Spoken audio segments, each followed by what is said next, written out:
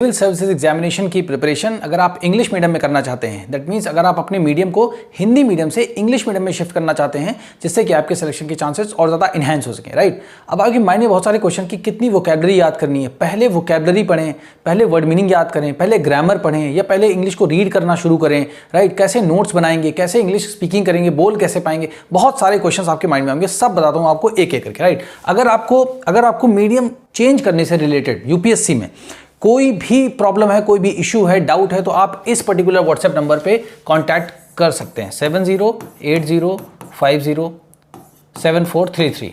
Alright, 7080507433 is the WhatsApp number. पहले आप इस पर व्हाट्सएप करेंगे, ऑलराइट, और चैनल को सब्सक्राइब जरूर करेंगे, उसके बाद आपको टाइम दिया जाएगा तो फिर आप बात भी कर सकते हैं, राइट। अब देखिए बहुत सारे क्वेश्चंस आते हैं, बहुत सारे कन्फ्यूजन्स रहते हैं माइंड में कि कैसे हम अपने मीडियम को चेंज कर सकते हैं। जैसे फर्स्ट क्लास से लेकर के इंटरमीडिएट तक या ग्रेजुएशन तक थ्रू आउट आपने हिंदी मीडियम से पढ़ाई की है। अब आपको लगता है क्या मीडियम चेंज किया जा सकता है? The answer is yes, 100%। क्यों? इसी के लिए हमारा डेडिकेटेड कोर्स है जो कि हमारा टेलीग्राम पे अभी चल रहा है। लगभग ऑलमोस्ट 900+ स्टूडेंट हमारे साथ एनरोल्ड हैं और हमारा ऐप भी है, ठीक है, एप्लीकेशन भी है, वहां से भी आप कोर्स ले सकते हैं, ठीक है। अब अगर यूपीएससी का आप देखें, यूपीएससी की रिपोर्ट देखें आप, ठीक है, यूपीएससी की खुद की जो रिपोर्ट है, जो कि प्रेसिडेंट ऑफ इंडिया को हर साल यूपीएससी के चेयरमैन जो होते हैं वो उनको दिखाते हैं, शो करते हैं, प्रेजेंट करते हैं उनको, ठीक है। तो उसमें लिखा है कि हिंदी मीडियम का रिजल्ट ऑलमोस्ट 2% के आसपास है यूपीएससी में, ठीक है। तो आप सोचिए कि आप जो भी मेहनत करने जा रहे हैं, जो भी टाइम, एनर्जी, ये सब जो आप लगाने जा रहे हैं, जो आप इतनी फीस वगैरह देने जा रहे हैं बड़ी बड़ी कोचिंग्स में, राइट, उसका एंड रिजल्ट क्या हो सकता है, ये आपको सोचना चाहिए। क्योंकि सीसैट कब इंट्रोड्यूस हुआ था? 2013 में सीसैट इंट्रोड्यूस हुआ था। तब से लेकर के आज तक रिजल्ट देखिए कि ऑलमोस्ट नेग्लिजिबल के आसपास है, ठीक, ऑलमोस्ट ना के बराबर रिजल्ट है। तो आप सोचिए इतनी लंबी प्रिपरेशन है और अगर आप उसमें मेहनत करने जा रहे हैं और आपको पहले से ही पता है कि हाँ इसमें 99% मेरा चांसेस है कि हिंदी मीडियम से मेरा नहीं ही होगा, राइट। तो आप सोचिए यूट्यूब पर इकलौता ऐसा चैनल है जो कि हिंदी मीडियम एस्पिरेंट्स के लिए प्रतिबद्ध है कि उनके मीडियम को चेंज कराकर उनके सिलेक्शन के चांसेस को और ज़्यादा इंक्रीज किया जा सके और ज़्यादा इन्हांस किया जा सके। आपको बचाने पढ़ाने कोई और आएगा नहीं, ठीक है। आप ना ही कोई ऑफलाइन में कोचिंग है, ना ही कोई ऑनलाइन में कोचिंग है, इस तरीके की जो मीडियम चेंज करे। आपको ऐसे ऑप्शन मिल जाएंगे हाइब्रिड वाले या हिंदी से इंग्लिश में जो इंग्लिश वाले बैच होते हैं, तो ना आप हिंदी छोड़ पाएंगे ना आप इंग्लिश को सही से पकड़ पाएंगे, तो फिर आप वहीं वो आपकी स्थिति और ज्यादा खराब हो जाएगी। अब देखिए सबसे पहले मैं आपको थोड़ा सा बताता हूं पढ़ के कि कैसे आप चीजों को समझ सकते हैं, कैसे आप चीजों को देख सकते हैं कि यार अगर मान लीजिए ये मेरे सामने एनसीईआरटी है, ठीक है, ये एनसीईआरटी है, 6th क्लास की एनसीईआरटी है, अवर पास्ट इसका नाम है, ठीक है ना, अवर पास्ट। ये एंशिएंट इंडियन हिस्ट्री से डील करती है। एंशिएंट मतलब क्या होता है? प्राचीन, है ना, एंशिएंट हिस्ट्री, प्राचीन भारत के से उससे डील करती है। अब इसमें सबसे इंपॉर्टेंट जैसे मान लीजिए टॉपिक है जहां से क्वेश्चंस भी आते हैं, तो वो ये चैप्टर 8th है, ठीक है। बेसिकली अगर आप 8th चैप्टर को ओपन करेंगे तो आपको ये 3rd से 4th पेज पर आपको मिलेगा। अब इसमें कैसे हमें चीजों को समझना है, देखो इसमें चीजों को हमें किस तरीके से समझना है। देखिए यहां पे लिखा है द अर्लीस्ट तमिल कॉम्पोजिशंस, ठीक है। अब ग्रामर तो इसमें कोई है नहीं, आप, ठीक है, ग्रामर को फाइंड आउट नहीं करना। बच्चों के अंदर बहुत ज्यादा कंफ्यूजन रहता है, बहुत से बच्चों के फोन आते हैं, सर हमने ग्रामर का कोर्स बाय कर लिया है, ठीक है, अब हमें समझ में नहीं आ रहा हम क्या करें। देखो वो ग्रामर को पढ़ने का पर्पस अलग है, ठीक है। ग्रामर होती क्या है? बेसिकली रूल्स एंड रेगुलेशंस होते हैं किसी भी लैंग्वेज को सीखने के, ठीक है। बट उसको जैसे मतलब ग्रामर का बेसिकली क्या है, जैसे अगर मैं मतलब जो है नाम लूं ग्रामर, तो मोस्टली आपके मन में आएगा इंग्लिश ग्रामर, बट हिंदी की भी ग्रामर होती है, संस्कृत की भी ग्रामर होती है, जितनी भी लैंग्वेजेस हैं हर एक लैंग्वेजेस की ग्रामर होती है, ठीक है। तो ग्रामर को आपको नहीं सीखना, मैं आपको बताऊंगा कि कैसे आप जो है रीडिंग, राइटिंग, स्पीकिंग, कितने वर्ड मीनिंग, कैसे पहले करना क्या है, ठीक है। अब देखो जैसे मैं आपको यहां से स्टार्ट करूंगा, मेरा जो भी कोर्स है उसमें एनसीईआरटी 6 से लेकर के 12th क्लास तक word by word, line by line cover कराई जाएंगी, ठीक है। पूरी की पूरी 6th क्लास लेकर के पूरी 12th क्लास तक जितनी इंपॉर्टेंट एनसीईआरटीज हैं, line by line, word by word, जैसे मैं यहां पर अभी आपको समझाऊंगा वैसे ही पढ़ाई जाएंगी। अब देखिए कैसे पढ़ेंगे। अब यहां पे लिखा है द अर्लीस्ट, जैसे ये वर्ड मिला द अर्लीस्ट तमिल कॉम्पोजिशन, तो तमिलनाडु करके कुछ आपने थोड़ा सा समझ लिया। तो देखो पढ़ने का तरीका क्या होता है यूपीएससी में, ये है, ये आपने बनाया मैप, ये यहां पे आपका तमिलनाडु, ठीक है, ये जो एरिया है आपका ये मान लीजिए तमिलनाडु है, ठीक है। अब देखिए द अर्लीस्ट, अब जैसे मान लीजिए अर्ली, एक वर्ड होता है अर्ली, है ना, तो अर्ली मतलब क्या होता है कि जल्दी। तो इंडिया में सबसे पहले हम लोग क्या होते हैं, जल्दी उठना है ना। तो सपोज करिए आप जो है 5 AM पे उठते हैं, ठीक है, तो आप क्या बोलेंगे, I get up early in the morning, मैं सुबह 5 बजे उठता हूं। इस वर्ड को समझने के लिए ये एग्जांपल दे रहा हूं। अब आपने फिर लिखा अर्लीस्ट। अब मान लीजिए आप तो उठते हैं 5 बजे, बट आपका एक फ्रेंड है वो 3 o'clock पे ही उठ जाता है, 3 AM पे। तो ये क्या है, अर्ली मतलब होता है जल्दी, और अर्लीस्ट मतलब क्या है, सुबह सबसे पहले, मतलब जल्दी से भी जल्दी, मींस सबसे पहले कौन उठता है, तो ये उठता है 3 o'clock पे, ठीक है, 3 AM पे जो उठता है। तो अर्लीस्ट मतलब सबसे पहले, यहां पे इसका मर्ज हो जाएगा सबसे पहले, ठीक है। अब जब आपको इस तरीके से समझा दिया जाए तो कोई आपको दिक्कत हो सकती है। अगर word by word, line by line आपको समझाया जाए तो कैसे दिक्कत होगी? नहीं होगी, है ना। एक बार बेस आपका स्ट्रांग हो गया, फिर उसके बाद आप लाइफ में कुछ भी कर सकते हैं, राइट। तमिल कॉम्पोजिशन, तो कॉम्पोजिशंस मतलब क्या होता है? रचनाएं, रचनाएं। अब जैसे मान लीजिए कि इसमें आप हो गया महाभारत हो गया, रामायण हो गया, इस तरीके इनको भी कॉम्पोजिशन ही हुई, जैसे सूरदास ने, है ना, जैसे कबीर दास ने, है ना, या रहीम दास ने, इन सभी लोगों ने क्या किया? रचनाएं की ना। तो इन लोगों ने क्या किया? कंपोजिशन, कॉम्पोजिशंस किया, है ना, कंपोज किया। तो कंपोज एक वर्ड होता है, उसका मतलब रचना करना, और कॉम्पोजिशन मतलब जो रचित है, जो चीजें रच दी गई हैं, लिख दी गई हैं। अब इसको और सिंपल तरीके से समझेंगे। अभी देखिए आपको कैसे, ये पैराग्राफ के माध्यम से मैं आपको बताऊंगा कि कितनी इजीली आप चीजों को समझ सकते हैं। जो ग्रामर का डर है वो अननेसेसरी है, उसकी जरूरत ही नहीं है, बिना वजह आपके अंदर वो डर भरा हुआ है। देखिए जब आप यहां से इसको स्टडी करना स्टार्ट करेंगे तो क्या लिखा है? सम ऑफ द अर्लीस्ट। अब देखो अर्लीस्ट यहां भी आया, देखो रिपीट कितना होता है वर्ड, सिर्फ डर भरा हुआ है कि आप स्टेप ना ले पाए इस वजह से, ठीक है। तो सम मींस होता है कुछ, ऑफ द अर्लीस्ट वर्क्स। अब वर्क्स मतलब क्या होता है? काम। अब मतलब काम मतलब कौन सा? ये सब जो कॉम्पोजिशन है, मतलब जो ये वर्क है, जो बेसिकली टेक्स्ट, एक वर्ड यूज होता है टेक्स्ट, है ना। अब जैसे रामायण है, गीता है ना, महाभारत है, ये जितनी भी चीजें हैं, इनको सबको क्या बोलेंगे? वर्क्स बोलेंगे। रामायण एक वर्क्स है, ठीक है ना, एक वर्क है। तो अब एक से ज्यादा है, तो सम ऑफ द अर्लीस्ट, तो जितने भी वर्क्स हुए हैं तमिल में जितनी भी रचनाएं, बेसिकली यहां पर जो है, अगर कॉम्पोजिशंस बोलें या वर्क्स बोलें, ठीक है, या यहां पर टेक्स्ट बोलें, ठीक है, कि मतलब जितनी भी रचनाएं की गई हैं तमिल में, जितनी भी रचनाएं तमिल में की गई हैं पहले से, है ना, some of the earliest works in Tamil known as Sangam literature. Sangam literature कहा जाता है उनको, ठीक है। तो कुछ जो सबसे पहले वर्क जो हुए हैं तमिल में, ठीक है ना, तमिल लैंग्वेज जो हुए हैं, उनको नोन एज मतलब जाना जाता है। कैसे जाना जाता है? संगम लिटरेचर के नाम से जाना जाता है, ठीक है। अब यहां तक समझ गया आप। अब देखो यहां पे क्या वोकैबुलरी याद करनी? वर्क, जैसे हो गया ना वर्क्स बोलो, या इनको टेक्स्ट बोलो, या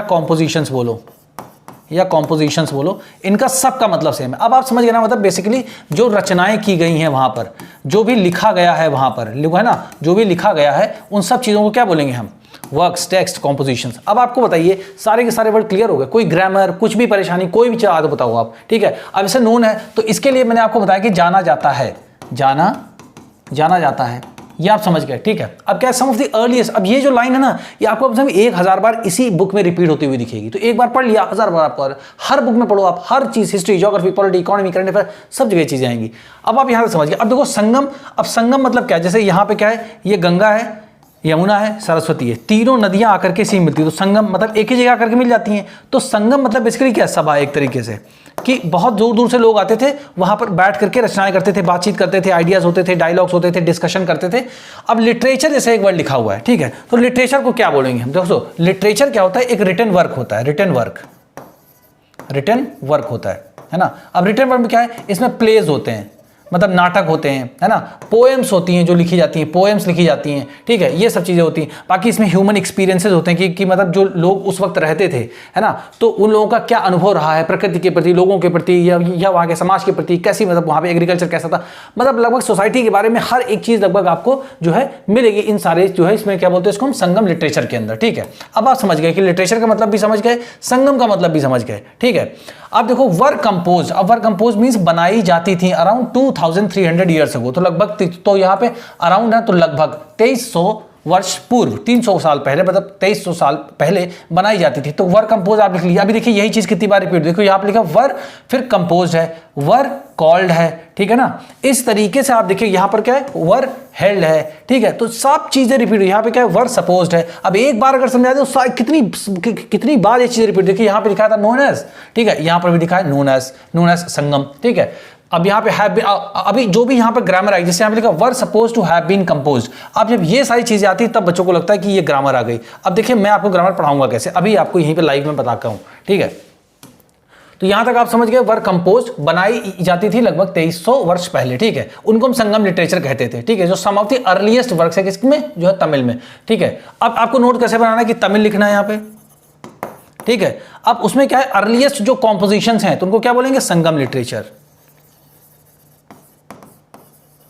संगम लिटरेचर। तो अब आपको ये आइडिया होगा, अच्छा हमने ये नोट्स बनाया कि संगम लिटरेचर जो है तमिल लैंग्वेज में था पहले, है ना, सबसे पहले, बस इतना याद करना है। अब ये डेट इंपॉर्टेंट नहीं है यहां से यहां तक, ठीक है, कोई भी डेट इंपॉर्टेंट नहीं है यहां पर। अब क्या है? These texts. अब दीज टेक्स्ट मतलब क्या है? यही जो संगम लिटरेचर है ना, यही जो संगम लिटरेचर है, इन्हीं को बोलना दीज टेक्स्ट। मतलब ये जो किताबें या ये सब जो लिखा गया, लिटरेचर लिखा गया, वर कॉल्ड, बुलाया जाता था या कहा जाता था। क्या कहा था? संगम कहा जाता था इनको। अब क्यों कहा था? इसलिए लिखा है बिकॉज, क्यों संगम कहा जाता था? क्योंकि दे, अब यहां पे दे किसका? संगम लिटरेचर के लिए, कि वे जो है were suppose to have been composed, कि अब यहां देखो were suppose to have been compose, तो सपोज मतलब कि माना जाता था, है ना, वर मीन्स थे, to have been compose, compose mean पता हो गया बनाया जाता था, है ना, टू हैव बीन, है ना। अब इसका मतलब हो जाएगा कि ऐसा माना जाता था कि बनाए जाते थे, है ना, क्योंकि ये ऐसा माना जाता था कि बनाए जाते थे, एंड कंपाइल्ड, और कंपाइल किए जाते थे इन असेंबलीज, है ना, नोन एज संगम। तो असेंबलीज जो होती थी उन्हीं को हम संगम बोलते थे, है ना। असेंबली का हिंदी मतलब होता है सभा, है ना। अब देखो असेंबली का हिंदी में मतलब होता है सभा, ठीक है। और उसके बाद उसको तमिल में क्या बोलते थे, संगम, है ना। तो संगम लिटरेचर अगर हिंदी में बोलेंगे तो यहाँ पे संगम साहित्य बोल दो या सभा साहित्य बोल दो, मतलब काफी सारे लोग आकर के बैठते थे वहां पर। मदुरै एक जगह थी वहां पर तमिलनाडु में, वहां पर आकर के बैठते थे और वहीं पर बैठकर डिस्कशंस होते थे, बातचीत होती थी, असेंबलीज होती, सभाएं होती थी, और उसी में उनको कंपाइल किया जाता था, कंपोज भी किया जाता था, कंपाइल भी किया जाता था, ठीक है। अब आपको समझ आएगा संगम लिटरेचर कितनी आसान सी चीज है, बिल्कुल क्लियरली समझ में आ रहा है, ठीक है। अब यहाँ पे word suppose to have been करके आप लिख लेंगे कि ऐसा माना जाता था कि बनाए जाते थे, क्या, एंड कंपाइल्ड का, जैसे मान लीजिए कि किसी ने 1 पन्ने लिखे, किसी ने 2 पन्ने लिखे, अब इन सारे पेजेस को इकट्ठा करके एक जगह स्टेपल कर देना, मतलब क्या है, कंपाइल कर दिया आपने इन असेंबलीज, तो सभा में किया जाता था, और ऐसी सभाओं को हम संगम के नाम से जानते हैं।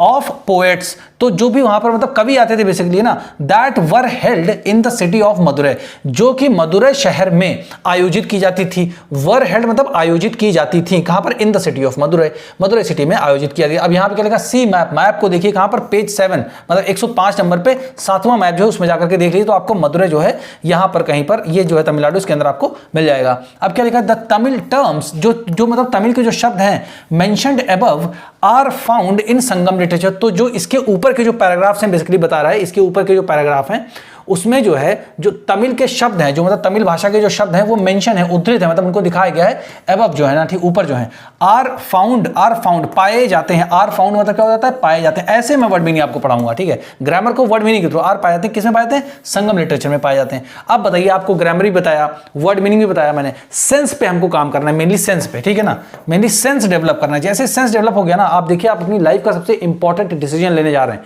इसमें कोई आपसे, अगर आप किसी हिंदी मीडियम कोचिंग में जाएंगे, आप कुछ भी पूछेंगे कि सर मुझे हिंदी मीडियम से करना चाहिए कि इंग्लिश मीडियम से, तो बोलेंगे बेटा जिस लैंग्वेज में आप कंफर्टेबल हो उसमें करो, ठीक है, ये तो आपको भी पता है ना। बट जिम्मेदारी ये है कि अगर इंग्लिश मीडियम से सिलेक्शन हो रहे हैं भाई, अगर 1000 सीट से 990, 970, 980, 995 ऐसे सिलेक्शन मतलब हो रहे हैं इंग्लिश मीडियम से, तो आपको सोचना चाहिए कि आप कर क्या रहे हो अपनी लाइफ के साथ, है ना। और ऐसा तो है नहीं कि जो हिंदी मीडियम के एस्पिरेंट हैं, जो स्टूडेंट हैं हिंदी मीडियम के यूपीएससी के, वो हाथ पे हाथ रखे तो बैठे नहीं है, वो भी पूरी जितनी उनसे क्षमता है सारी मेहनत कर रहे हैं वो, बट फिर भी नहीं हो रहा है ना, तो इसका मतलब नहीं हो रहा है, तो नहीं हो रहा है तो बस अब इतना समझ लीजिए कि आप अपनी जिंदगी कितने साल बर्बाद करेंगे, है ना, इतनी मोटी मोटी फीस आप जो बर्बाद कर रहे हैं, और साथ में जो टाइम जा रहा है आपका वो कभी वापस नहीं आएगा, राइट। तो इस चैनल को आप शेयर करिए हिंदी मीडियम एस्पिरेंट्स के बीच में, राइट। और जो भी जानकारी आपको लेनी, तो जो भी नंबर आपको दिया गया उसके ऊपर आप कॉन्टेक्ट